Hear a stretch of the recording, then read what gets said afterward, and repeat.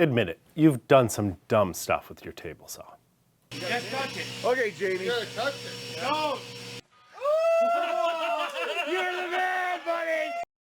Okay, maybe not that dumb, but we all make mistakes. We get a little too overconfident, maybe a little complacent, and we think we can get away with a slightly sketchy cut once in a while, even though most of us would swear up and down that we would never treat such a dangerous machine with anything but utmost respect. Today, I'm going to give you 10 examples of table saw practices that can send you to the emergency room. But this is stuff I see people do all the time. Stuff I've done myself, if I'm honest. And if you're honest too, you'll admit that you've been guilty yourself a time or two. Maybe even without knowing how dangerous it was. In fact, I challenge you to watch all 10 of them in this video, and then honestly tell me in the comments that you've never done any of this. Every one of us has done something sketchy because we were overconfident in our abilities. Let me just give you an example.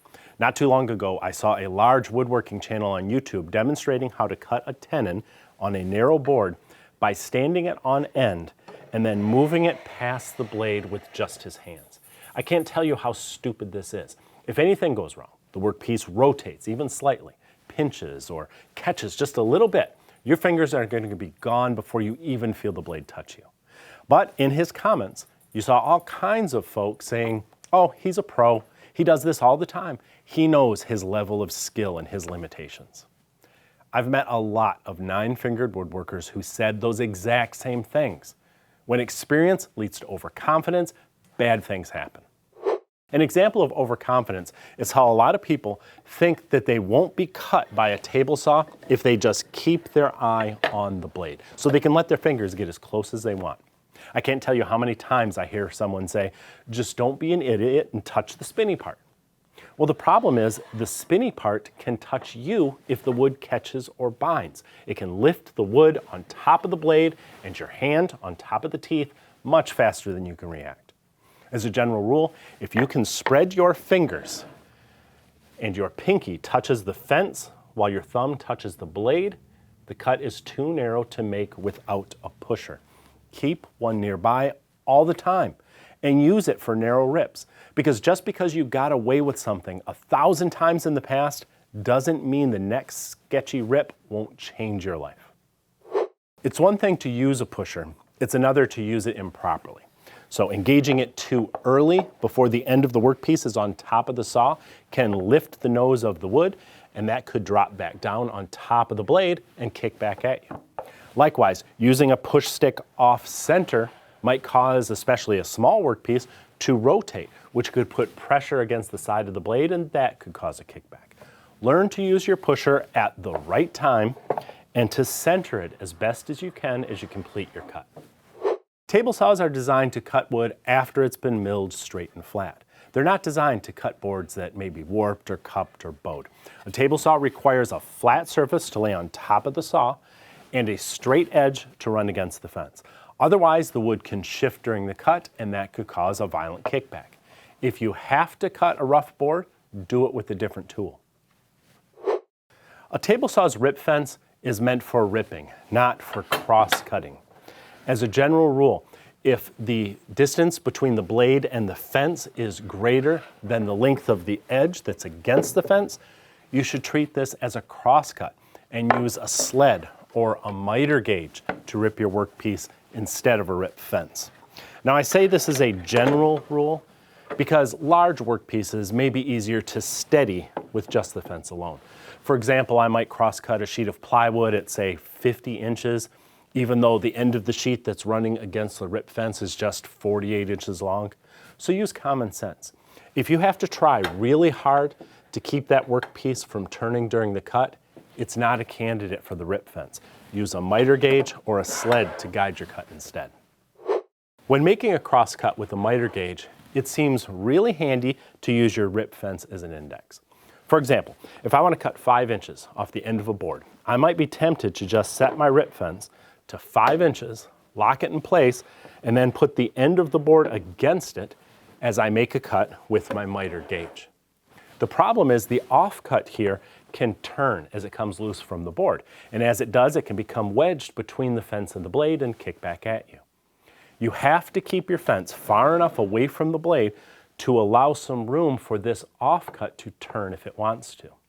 If you really want to use your fence as an index, you could attach a stop block to it ahead of the blade, or fences with extrusions like this can be adjusted so that the extrusion itself can become a stop block. And if this is a known thickness, then it simplifies the math so you can still use your scale and you can use it as an index while giving the offcut room to turn after the cut. Now, an exception to this rule is when you're making a non-through cut, such as when you're cutting a tenon or a half lap joint, because in that case, all the material that you're cutting away is going to be turned into dust. So there's no loose offcut that can kick back at you. This one is simple. Don't reach over the blade to retrieve a workpiece until the saw has been shut off and the blade has come to a complete stop. I've seen more table saw injuries caused by ignoring this rule than perhaps any other. If you don't have the patience to wait before you reach, you're too rushed and you shouldn't be working with the table saw in the first place. Another simple but often ignored rule is to keep your body out of the path of the blade when you're making a rip cut. Rip cuts using the rip fence are the most likely ones to cause a kickback. And if a board does kick back, it can have enough force to penetrate a wall. You don't want your body in its path. So always try to stand to the side of the blade opposite the fence while you're making a rip cut. As I explained, kickbacks don't just send boards flying, they can also pull your hand into the blade if it's too close. Fortunately, you can dramatically reduce your chance of any kickback with a simple little device, a riving knife or a splitter. Many high-quality saws come equipped with riving knives, but if your saw doesn't have one, you can make a blade insert that has a wooden splitter built in, and that'll serve the same function. It'll keep the wood from pinching on the back of the blade. A riving knife or a splitter may be an essential safety device, but even more important is the blade guard that you think you don't need. For one thing, blade guards have built-in splitters. They also prevent all sorts of other injuries to your hands, your face, and even your eyes. I know they're a hassle sometimes, but they work. I use my blade guard for virtually every cut. I only remove it when I have to show you something more clearly on camera, as I did in this video, or for cuts that would be impossible to make with it in place, such as some non-through joinery cuts. And I'm not the safety police. I'm not going to come to your shop and nag you over your blade guard or anything else I talked about in this video. I'm also not perfect myself. And I'm sure you can find cuts in the 1,000 or so videos I've made where I could have followed my own advice better. But woodworking doesn't have to be a dangerous hobby. If you commit to following the advice in this video, you'll enjoy many years of the craft with all 10 of your fingers intact. In fact, here's another really clever idea to ensure your fingers are always safe while also improving the quality of your cuts.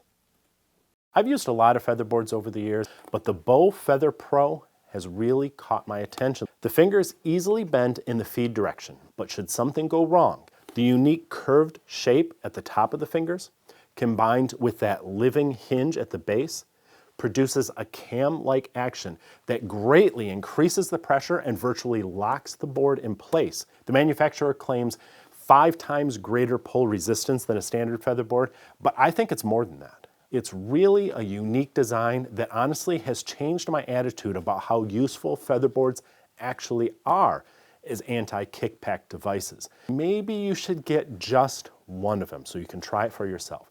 I'm sure you're going to agree that it is the smoothest and potentially safest featherboard you've ever used.